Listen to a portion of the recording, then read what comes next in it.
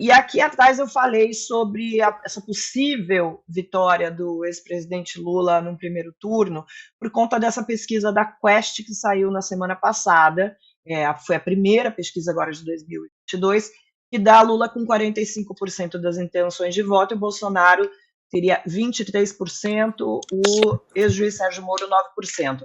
Mas vocês lembram o que eu falei aqui no começo? Ainda faltam 258 dias para o primeiro turno. Denilde, eu queria aproveitar a tua presença aqui, você que estuda pesquisas eleitorais, está até preparando um livro sobre o tema para a nossa coleção My News Explica. Essas pesquisas, tanto tempo antes da eleição, elas servem para quê? Bom, elas têm várias funções. Uma delas é sinalizar, né, a posição de cada um, de cada candidato. Então, tem aí um papel importante. Apesar se a gente ter que olhar essas pesquisas em cada momento, né, porque ela tá medindo o que é a percepção dos entrevistados naquele momento, e a gente tem ainda, como você falou, ainda mais de 250 dias até chegar ao processo eleitoral e até entrar na campanha de fato, que tem aí todo o processo de campanha, dos debates, da campanha na TV, na rádio, nas redes sociais. Então, isso vai gerando aí para o eleitor informação, mas ela é um importante sinalizador, né, de qual é a posição de cada um deles. Serve também para os candidatos entenderem os perfis, né, qual é o perfil do seu eleitorado, ou qual é o eleitorado que ele tem que ter uma determinada mensagem, ou como essa mensagem chega para o eleitorado também. Então as pesquisas são bastante importantes, apesar de terem muitas críticas sobre como que elas são feitas, se de fato elas representam a percepção do eleitorado, né, se tem validade, obviamente tem diferenças de metodologia que acabam afetando a qualidade da pesquisa, mas as pesquisas, elas são bem importantes para esse processo. E ela é uma ferramenta da democracia, que é também perguntar para o eleitor o que ele pensa do processo, antes efetivamente do resultado nas urnas, de fato, o exercício do direito ao voto. Mas ela é bastante importante, e eu acho que a gente, de vez em quando, olha as pesquisas de uma forma ingênua no Brasil. Muitas vezes as informações são truncadas, né? A gente não tem o quadro do que de fato foi perguntado para o eleitor, mas elas são, de fato, muito importantes. Deixa eu aproveitar e trazer o Renato aqui para a conversa, porque olha só, para a gente ter uma ideia do peso das eleições no Brasil agora. 47% dos brasileiros acham que depois das eleições tudo vai continuar como está. 26% dizem que vai melhorar e 24% que vai piorar. Esses números são do Instituto Travessia. Renato, você que é um dos sócios do Instituto, como é que você lê esses números? Eu acho que primeiro a desesperança na política, que é um movimento que vem ali desde 2014 e se agravou ali, começou a mostrar reflexos na eleição de 2016, reflexos práticos, né? Segundo, a polarização. Eu faço muita qualitativa, né? Eu acabei agora uma rodada ali no Mato Grosso para uns clientes ali. Eu tenho uma sensação que os números, eu gosto muito de quantitativo, eu acho muito interessante, eu acho que a quantitativa ela é muito importante, principalmente na eleição, para nortear ali quedas, subidas, do ponto de vista segmentado, o tracking ali, ou a quantitativa mesmo. Eu acho, e essas quantitativas que estão publicando, que a gente está discutindo aqui, são de institutos sérios, Datafolha, o IPEC, o IPESP, o Quest, são bons institutos, que tem uma metodologia boa e que você vê que são números que batem, eles estão dentro da margem, mas eles estão sempre meio que dentro da margem ali, batendo, né? É uma realidade. Tem uma coisa que me aflige nas qualitativas. O que é? Quando a gente acha que o presidente Lula, dos 42%, tem os 42%, eu vejo coisas um pouco diferentes nas qualitativas. Eu vejo que metade desse eleitor A Mara até citou, falou, o Lula meio que está passando a história dele a limpo, não sei, não usou esse termo, mas eu tenho uma sensação que o eleitor acha que o Lula é corrupto, a grande maioria, pelo menos uns 20, 25% desses 40 que estão falando que vão votar nele, 40, 42, 43, o que for. A metade tá falando que considera ele corrupto, eu vejo isso nas quadras, considera que ele é culpado daquilo que aconteceu ali naquela época da Operação Lava Jato, aquelas coisas todas, mas está desesperado economicamente.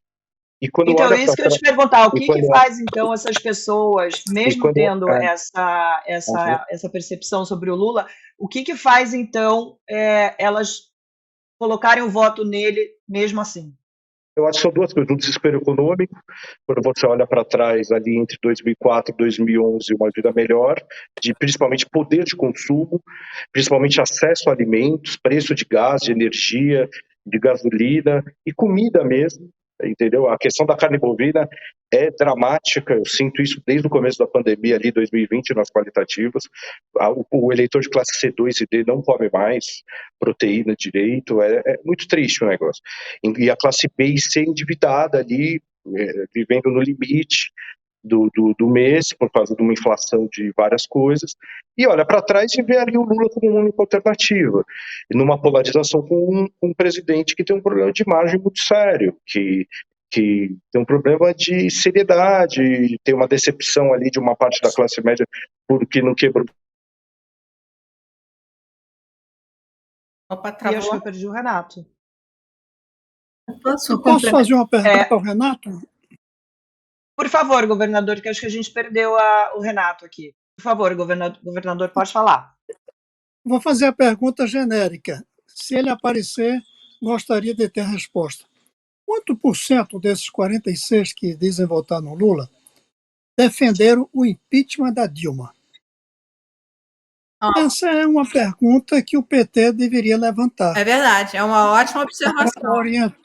Para orientar o seu discurso. Se é um número pequeno, ou seja, os que pediram impeachment não estão com Lula, tudo bem para o PT. Mas se é um número expressivo, eles precisam considerar isso. Denilde, você tem alguma... Oi, desculpa, governador, ia jogar para a Denilde para ver se ela ajuda a gente a responder isso, se tem alguma ideia sobre essa porcentagem. Ótimo. Fico esperando a Denise. Eu acho que quem tem foi o Renato, mas eu diria que faz sentido, governador, que é um número expressivo, porque a gente olhar esse processo de construção e do perfil do eleitorado que tem votado ou tem declarado a intenção de voto no Lula, ele pega determinadas classes sociais que apoiaram o impeachment, então provavelmente esse número é considerável, mas eu queria chamar a atenção para essa questão de que o eleitor, pode ser que a gente está olhando para uma eleição que ela é de um voto retrospectivo, eu olho para o que eu vivi, mesmo com todos os escândalos que tiveram, mesmo com todas as situações, eu olho para a situação em que eu vivo hoje e olho a situação que foi o governo Lula,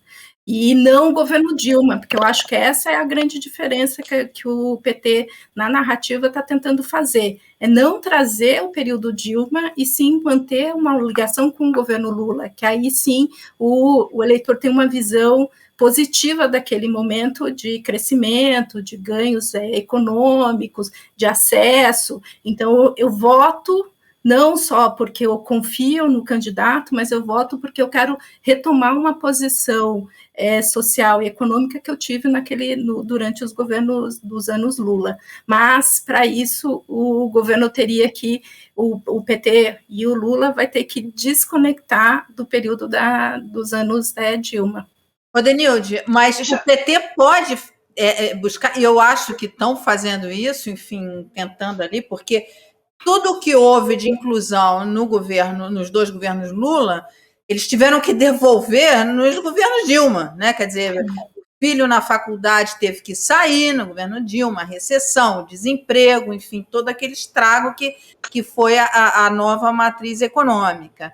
Isso não é uma avaliação, não é uma opinião, é o que nós vivemos. Então, o PT pode fazer isso e tentar esconder isso e focar no período Lula, mas os concorrentes vão bater em cima direto, sabe? Porque a verdade é que o governo Dilma empurrou a gente para uma recessão que a gente está atolado até hoje. Quer dizer, o governo Bolsonaro não resolveu, aprofundou, virou uma confusão, um atoleiro cada vez maior. Então, quer dizer, eu acho que os concorrentes vão vir batendo.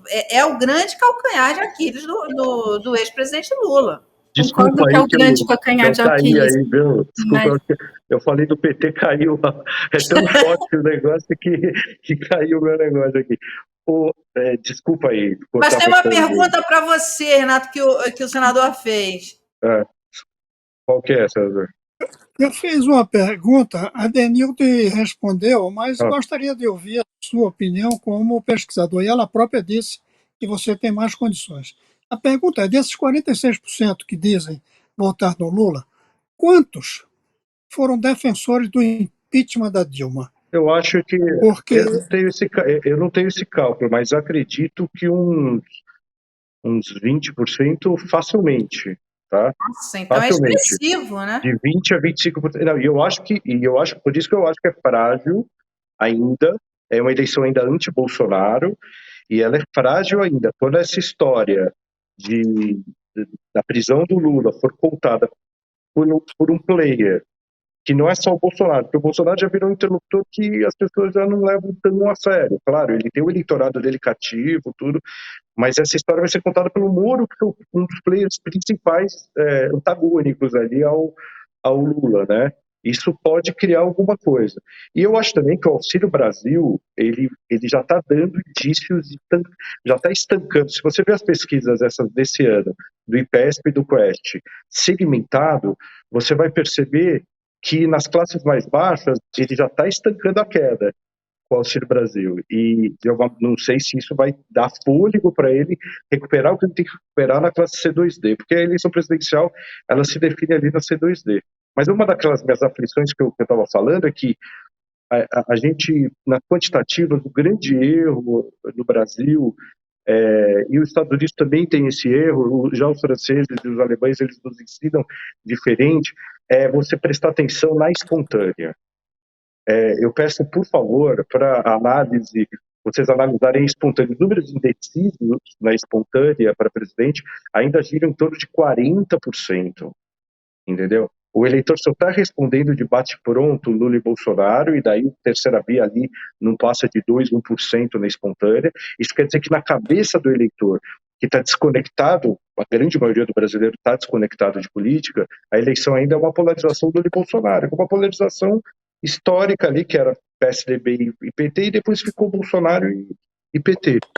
Renato, antes da gente passar para o próximo assunto, eu queria só jogar uma pergunta aqui para saber qual a percepção de vocês, porque a gente já sabe que a principal preocupação dos brasileiros é com a economia. Agora, vocês não acham, às vezes, que o Lula quer que votem nele porque ele não é o Bolsonaro quer que votem nele porque ele não é o Lula, e o Moro porque não é nenhum dos dois. E a gente acaba entrando num vazio de propostas, ou seja, não corremos o risco de ter uma eleição sem propostas? Ô Marilei, só para complementar essa ótima observação que você fez, qual é a proposta econômica do presidente Bolsonaro? Qual é a proposta econômica do ex-presidente Lula? Não tem que ele botou o Manteiga para escrever como economista. A Folha fez uma série muito boa, aquela série que a Folha fez com os economistas dos pré-candidatos. E o ex-presidente colocou o Guido Mantega, mas disse que não era. Não é, mas não é a política econômica. Não está claro. Porque a repercussão... porque aquele governador falou, o salto alto estava exagerado, a repercussão não foi legal, a história, eles estão pulando de 2014, 15 e 16, e o Manteiga é o símbolo daquela derrocada final da era Dilma. Então, assim, eles colocaram ali e viram que o eleitor não está engolindo qualquer coisa. Eu sinto isso nas qualitativas, que o Lula é uma grande opção de desespero Total, ali, claro, 20% vai com ele. Eu acho que o Lula está no segundo turno, entendeu? Não acho que ele corre risco nenhum de não estar no segundo turno. Eu acho que ele está no segundo turno, ele pode até ganhar no primeiro. Mas eu acho que essa sensação de salto é uma coisa perigosa. Eles perceberam que eles colocaram o Manteiga e daí começou uma repercussão muito grande. Não é possível. Quer dizer que não vai mudar nada, entendeu? É achar que vai ganhar só com as massas, com o C2D. Mas eu acho que eles têm essa sensação que eles não ganham com o C2D. Não, eu só ia chamar... Denilde, só jogar de volta para você, porque você queria falar também. Não, eu só iria colocar duas coisas, 2 pontos. Que, assim, a gente sabe que, historicamente, o eleitor vai decidir nas 2 últimas semanas antes da eleição. Acho que e também a eleição, de fato, para o eleitor entra dentro do cerne da discussão quando começa a campanha eleitoral. Então, assim, antes de agosto, o que a gente vai ver das pesquisas, que vai ver um pouco dessa percepção do que está sendo o debate, mas, de fato, o processo decisório, ele é um pouco mais tardio, e no caso do Brasil, quando ele é muito... Né, o que não parece nessa eleição, que ela não vai ser uma eleição, ela é uma eleição disputada, mas ela é uma eleição que tem um candidato que está muito à frente, mas quando ela está muito disputada, vai ser nos últimos momentos. Então acho que esse é um ponto, acho que eu concordo com o Renato, olhares espontâneas é importante, porque a gente percebe que o eleitor ainda não está sintonizado com o debate. E aí o segundo ponto que eu queria colocar é que nesse momento, a gente vê pouca discussão de propostas mesmo. Acho que a gente ainda não tem as campanhas definidas, os candidatos ainda não estão com o seu time de assessores definidos, claramente definidos, para ter os temas e para ter as discussões. Acho que isso a gente vai ver ao longo do semestre.